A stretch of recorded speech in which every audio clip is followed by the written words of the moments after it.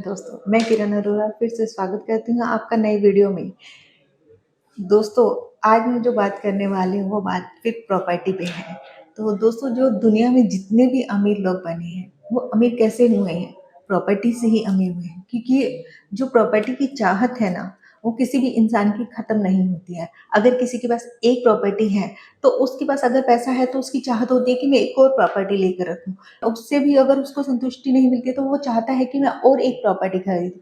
तो ऐसा थोड़ा थोड़ा प्रॉपर्टी में इन्वेस्ट करके अगर हम अच्छी खासी प्रॉपर्टी बना लेते हैं तो बट ऑब्वियस हम अमीर हैं। तो ऐसी ही एक वीडियो लेकर आई हूँ कि आप प्रॉपर्टी परचेज करने वाले हैं तो आपको प्रॉपर्टी परचेज करने के लिए कुछ एक ऐसे पॉइंट्स होते हैं जिन पे ध्यान रखना चाहिए, क्योंकि इक्विटी और शेयर मार्केट से ज़्यादा जो सबसे ज़्यादा प्रॉफिटेबल और इन्वेस्टमेंट है वो है प्रॉपर्टी, क्योंकि प्रॉपर्टी की वैल्यू बढ़ती ही है, कम नहीं होती है।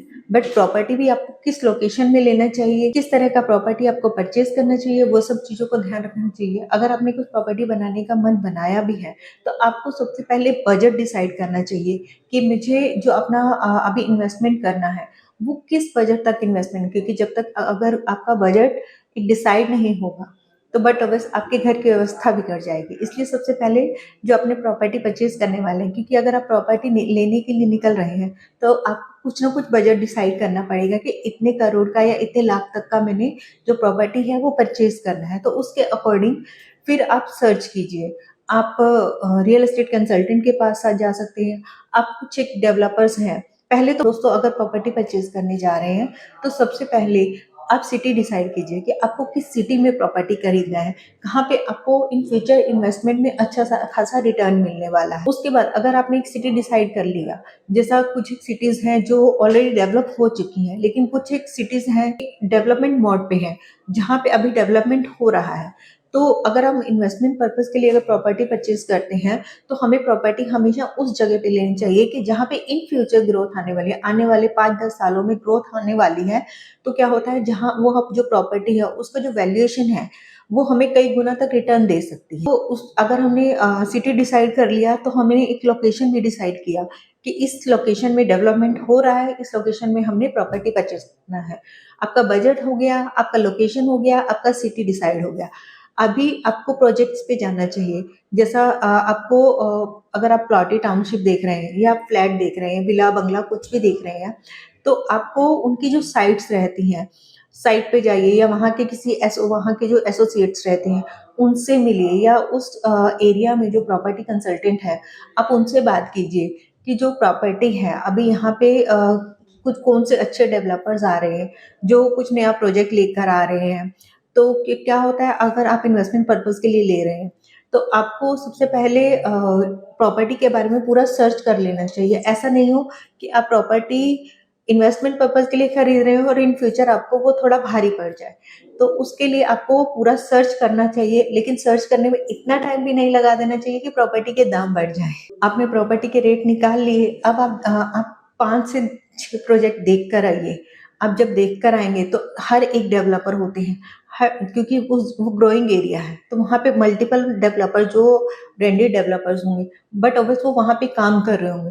तो आप सबका प्राइसिंग निकालिए और सबका जो डॉक्यूमेंटेशन है, सब डॉक्यूमेंट्स लीगल हैं, क्योंकि कभी कभी ऐसा होता है कि हम लोग सस्ते के चक्कर में चले जाते हैं और बाद में हमें इन फ्यूचर पछताना पड़ता है। तो आप सब डॉक्यूमेंट्स क्लियर कर लीजिए। आप चेक कर लीजिए कि ये जो बिल्डर है जो वहाँ पे काम कर रहा है वो ब्रांडेड बिल्डर है या नहीं है, उसका 5-10 साल का जो बैकग्राउंड है वो कैसा रहा है, वो जो प्रॉपर्टी है जो आप परचेज करने वाले हैं वो ऑन टाइम डिलीवर कर भी रहा है या नहीं कर रहा है। तो ये सब चीजें चेक करने के बाद आप जो प्राइसिंग है, जिस प्राइसिंग में अगर आपको प्रॉपर्टी मिल रही है तो आप उसमें बिना देख के परचेज कर लीजिए, क्योंकि वो जो ग्रोइंग एरिया है वहाँ पे दिन ब दिन प्राइस बढ़ता ही जाएगा। तो जो आप अगर प्राइस बढ़ेगा तो वट आपका एप्रिसिएशन भी बढ़ता ही जाएगा। तो अगर आपने इन्वेस्टमेंट पर्पज के अकॉर्डिंग मन बना लिया है तो आप इन्वेस्ट कर दीजिए। उसके बाद आती है कि अगर आप पूरा का पूरा पेमेंट कैश देने वाले हैं तो आप कैश से मत दीजिए, क्योंकि इसमें कुछ ना कुछ आप प्रोसेस में डाल दीजिए कि मैं बैंक लोन लेने वाला हूँ। उससे होता क्या है, अभी जो डेवलपर्स होते हैं, अगर वो हर एक बैंक से, जो गवर्नमेंट के बैंक होते हैं, एसबीआई हो गया, पीएनबी हो गया, अगर वहां से लोन अप्रूव हो रहा है, इसका मतलब उस प्रॉपर्टी में किसी भी तरह की कोई दिक्कत नहीं आने वाली है। बट अगर जो गवर्नमेंट के बैंक होते हैं वहां पे लोन अप्रूव नहीं हो रहा है, तो वो जो प्रॉपर्टी के डॉक्यूमेंट्स है उनमें किसी तरह की प्रॉब्लम हो सकती है। इसलिए आपको पहले चेक कर लेना चाहिए। बेशक आप पूरा पैसा आप लोन मत करवाइए, आप पूरा जैसा भी आप पेमेंट करना चाहते हैं उस मोड में पेमेंट करें, लेकिन लोन के लिए जरूर अप्रूवल लें एक बार, ताकि आपका डॉक्यूमेंट्स हैं वो सारे क्लेरिफाई हो जाए।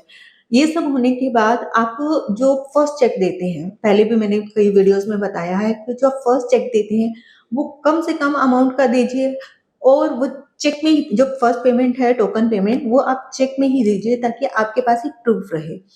तो मोस्टली बिल्डर्स ऐसा होता है कि 10% का जो पेमेंट लेते हैं वो आपको देना होता है, तो वो पेमेंट आप चेक के थ्रू 10% पेमेंट कर सकते हैं, बाकी का पेमेंट जैसा एज पर शेड्यूल होता है वैसा आप पे कर सकते हैं। इस तरह से जो प्रॉपर्टी आप परचेज करने के लिए, इन्वेस्टमेंट के लिए प्रॉपर्टी परचेज कर रहे हैं, तो आप ये सब सर्च करने के बाद प्रॉपर्टी सर्च करते हैं, तो प्रॉपर्टी आपको कई गुना बेनिफिट दे जाती है।